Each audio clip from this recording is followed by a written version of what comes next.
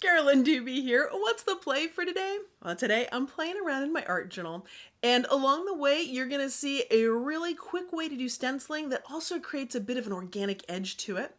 And I'm also going to do something that might be considered a wee bit controversial by some. And so I'm curious to see where you fall on this very, very hotbed of a mixed media art journaling topic. All right, so all this is waiting for you, so come and join me for a little bit of play today.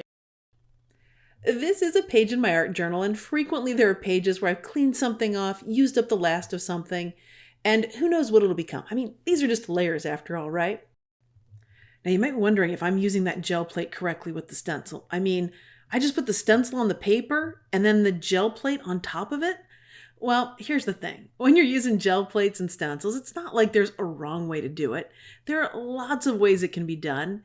One of the benefits of doing it this way is it's fast, and impatient me loves that. And it also ends up creating very irregular edges and shapes. So it gives it a little bit more of an organic vibe without me having to really think about it, plan, that kind of stuff. And when you're done, there are some fun prints to be had just cleaning off your gel plate, getting ready for the next color. One of the many things that I really appreciate about stencils is how many different looks you can get from one stencil. I could do that exact stencil the way it is and do the whole thing on the page, or I can pick and choose some pieces and parts. And so in order to help me pick them easily without a lot of thinking, that's just paint on that gel plate and then I push it down. And that's going to give me a very random look to it. It's going to look much more organic. And on top of it, I don't have to do a lot of thinking or planning or making decisions.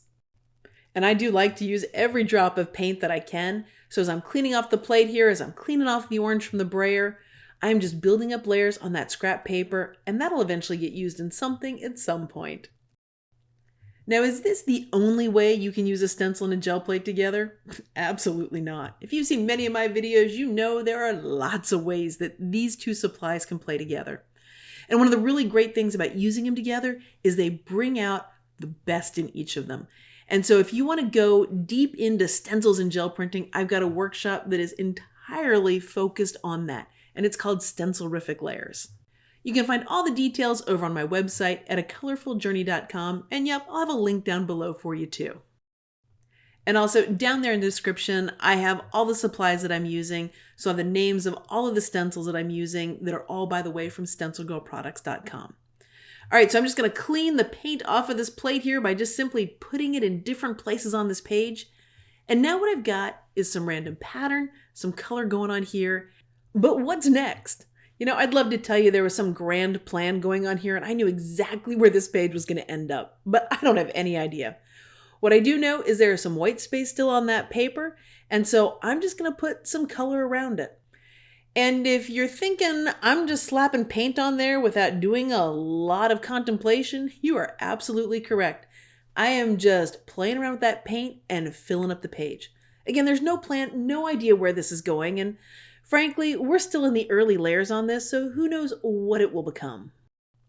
Now, there's something going on with this play that I'm actually very, very proud of myself about, and that is, as I was putting the paint onto the gel plate that I'm using as a palette over there now, I put actual small amounts of paint. That's something that actually takes a fair amount of concentration for me not to put a nice big old blob and glob of paint on there. And this time I'm actually just doing nice little bits of paint. And yes, if you could see my face as I'm putting that green paint out there, you would see a face that is focused and fully concentrating on actually only getting a small amount of paint out there. Recently, I was asked what's the best paintbrush to get, and I am very biased about it. So rather than tell you a brand, I'm going to tell you what I look for in a brush, and then you can take that information and do what you wish with it. For me, I look for an inexpensive paintbrush. That is my main thing. I don't want hairs falling out of it necessarily, but if they do, so what? I tend to like cheap, inexpensive brushes just because I don't want the pressure to have to take care of them. I mean, paintbrushes, those things can be this crazy investment. And if I've spent that kind of money, then I'm just going to feel a whole lot of pressure to take care of them. And I mean, look at those brushes there that I'm using. I clearly don't take that great care of my brushes. So that for me is the big reason why I choose the brushes that I do, because I just need some inexpensive ones. And then what about what shape is great for art journaling? Well, if there's a shape of a paintbrush that you think is kind of fun and you want to use, I say that's the great one for you. Because if you're having fun with your paintbrush, that to me is the most important thing. All of the brushes that I've been using here in this video have been flat brushes, a flat wash, a flat shader. I think a filbert was another one I used, but it's a very flat brush.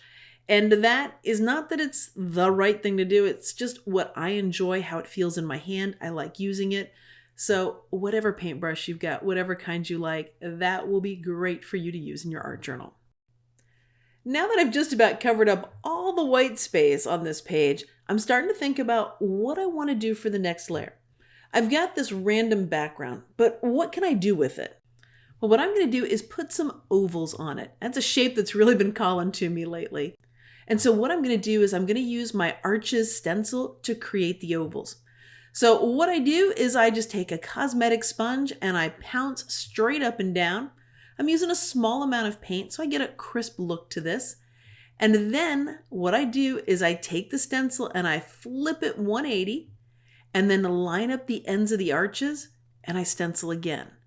Now I've just got a little itty bit of overlap there, and that's going to make the oval as large as possible. But guess what? You can slide the stencil closer to it and make a smaller oval. You've got all these options to change it up to whatever size you need it to be. I've really zoomed in here so you can see how easy this is to do. Simply stencil an arch, and in this case, I'm going to end up creating 3 ovals at once. Flip the stencil over 180, and then line up the bottoms of the arches. Then bring in the paint, and you now have a completely different look. You've created ovals with the arches. So that gives your stencil even more mileage. Now in this arch, I'm going to show you how to make them smaller if you want them to be smaller. So right now I'm putting the paint on, but I'm not filling in the entire arch here. I'm just going part of the way down it. Then you need to take the stencil and flip it over. It is really important to do that flip if you want things to line up. And so then what I do is I simply slide that archway up and down until I get the kind of overlap that I want. And then it's bring in the paint and add in the color. And this makes it really easy to adjust the height of the oval. So you can create a lot of different ovals with this one stencil. Now that you've seen me do 3 of the ovals with this, you've got the idea of what this process is. So what I'm going to do is jump ahead to where I've got all of the ovals made. I'm going to cut each one of them out very loosely. I want to leave some of that book text around it because I want some of that to show. And by the way, the paper that I used for this is a page out of a dictionary, so it's a thin piece of paper. Any book text, anything that you like, colored pattern paper, whatever you want, you can absolutely do with this technique. Next, I'm going to remove the oval in the center. I'm using a craft knife to do it, but if you prefer to use scissors, absolutely do whatever is most comfortable for you. Once I get the centers cut out of these are going to become oval windows that I'm going to put onto the art journal page. So they're all cut out now. Don't you love technology and the fact that you don't have to sit there and watch me cut every single one of these things out? I'm going to pick the ones that really call to me and I'm going to arrange them on this page. Now, my original thought was to spread them evenly all around the page, so I'd have some here, some there, but almost like a big wall of windows. And as I started playing with them here, I realized I don't want to do that. I'm going to completely shift gears and do just a straight line of them going across the page. And now it's time for the auditions. Which one goes here? Which one goes there? Nothing's glued down, so I can move it around. I can trim stuff up until it's got the look that I want. What I'm going to do next might be considered controversial by some. I'm going to cover most of the background up with white paint. Now I thought I could be precise and careful using a palette knife here, but no, I really can't. So I'm just giving myself a little pencil line to take the paint up to. And so then I can just spread that white paint on there and cover up the vast majority of this background. Now this is controversial because there are several different camps when it comes to art journaling. Some people feel strongly that it's wasting paint. By just covering up those layers, you're wasting what you've done there. And then there's another camp that feels that nothing is wasted. That had to have happened to get to where you are. And I think you know which camp I fall into on this decision. But even though I am covering up a lot of that background with the white paint, it's not wasted because there are bits peeking around the edges. Where the white paint isn't as thick, you can see little hints of color and pattern coming from underneath.